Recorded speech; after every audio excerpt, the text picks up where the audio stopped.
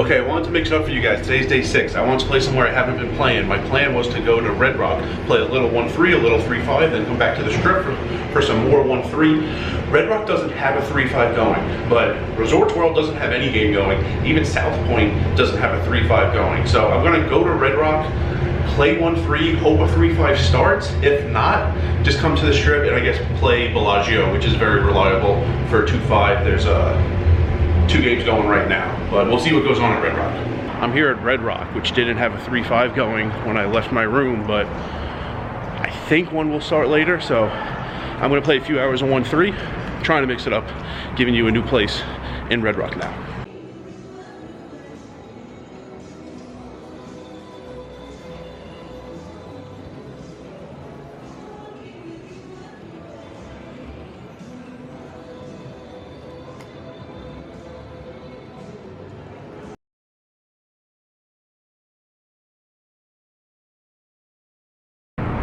I'm done. I didn't even play an hour. I'm just really don't feel like playing right now.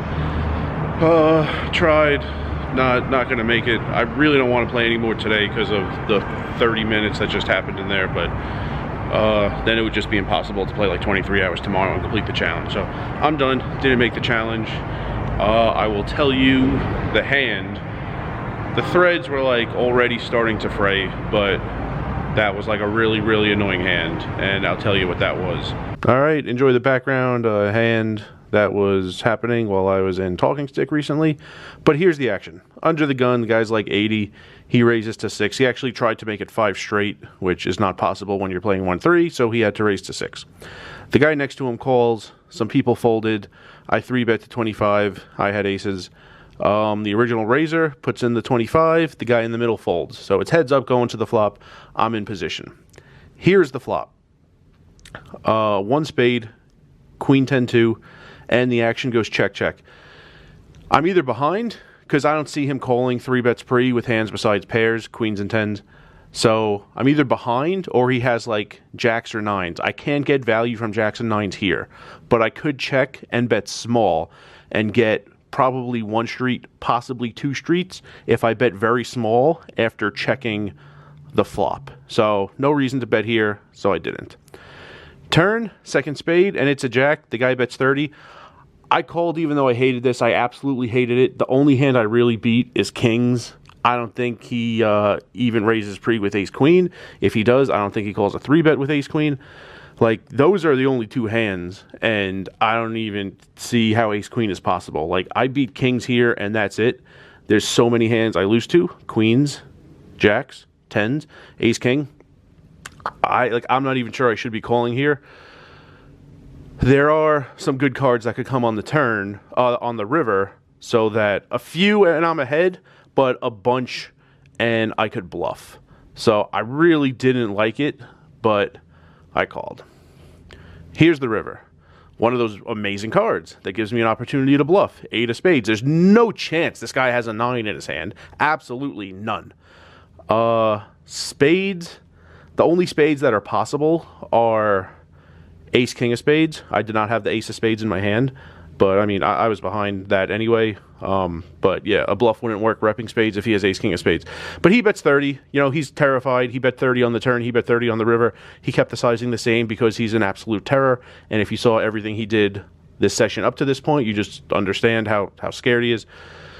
I didn't even think I needed to raise to 125 to get him to fold whatever he has. Probably 3 queens, 3 jacks, or 3 10s. I thought like, I don't know, probably like 85 would get it done. I went a little extra just to make sure. Somehow he found the one time in his life that he takes a stand. He calls. Of course, my aces are dead. He had 3 queens. So it was just annoying in the first place that he even hits the card he needs. That was annoying to begin with.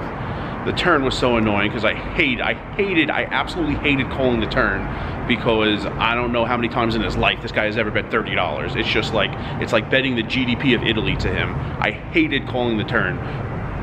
Probably should have just folded, but hands like that happen so often around here. It's like, you have like a moderately strong hand, or in other cities what you would call like a monster hand, and out here when like someone that old bets that big, even though it's not really that big in terms of like absolute dollars, for him it is, it's massive. it's just like, it's so annoying. And it's just like, I make that fold correctly like 100 times in a row, and it's like, when am I gonna play hands? Like, if like a guy who bets like $7 all day all of a sudden bets 20, and it's like, all right, like he has a royal or better, like that's it, he never bets 20. Like, it's just so like annoying. And a ton of hands in Vegas, even though that sizing like $30 doesn't seem like a lot, it's like you have to fold, you're just never ahead. I expect it to be like just about never ahead, and I'm mad at myself that I even called the turn, but it happened. It's just annoying playing in games where like that's the circumstance. A $30 bet is the absolute nuts, and happened to get the best card in the deck that didn't give me the winner. He's folded that hand 3 of a kind in that scenario with 4 to a straight and 3 to a flush probably like 10,000 times in his life, and probably it's off into like $20 bets. I can't believe that I just happened to run into the one time in his life that he took a stand for an extra $100. So they were just, I haven't felt like playing a ton since Orleans ended anyway, and 2 days ago at Bell was pretty annoying, and I just like wasn't really dying to play 11 hours today and 11 hours tomorrow, which is like about what I needed to complete the challenge. And that just is making it real easy to just be done. So many things in that one hand were just so annoying after like a lot of annoying things for the entire month of August, even outside the challenge. So I'm out. There will be videos to recap the challenge, but just letting you know, it's not just like, oh, guy hit a card. It's like a lot of really annoying things that are just like making poker really annoying to me right now happened, and I'm done. Like this guy, he limped earlier in the session with pocket jacks. This hand with his queens, he wanted to raise to 5 straight, which is an illegal raise at 1-3. He had a boat earlier, and because it wasn't top boat, and also because it wasn't quads, he was only trying to get the pot to be like $45. Just like everything about him screams, unless he has a royal or better, he's terrified of putting more than $17 in the pot. And somehow I ran into the one time in his life where he takes a stand for an extra $95. That, in addition to some other things that happened in the session and that hand, are just really annoying. So yeah, I'm not playing anymore today. I'm not playing tomorrow, so didn't meet the challenge. Will tell you, I was sitting in the 1 seat, and so I was right next to the plaque, and $6 rake at Red Rock. I don't know when that started. I don't play Red Rock a lot. I have no idea when it became 6. It was 5 for a long time. I don't even know if it was 6. I played here a couple times in like April or May. I don't know if it was 6 then. I didn't read the plaque. I didn't notice $6 over the drop to the rake back then. So I don't know when it happened, but definitely now that it's the case that it's $6 maximum rake at Red Rock. So the only 2 places I know in the city, Bally's, which you probably call Horseshoe, and Red Rock. So just giving you an update on rake information, and that's it. A couple videos to wrap this up in the coming days. And remember, rice is a spoon food.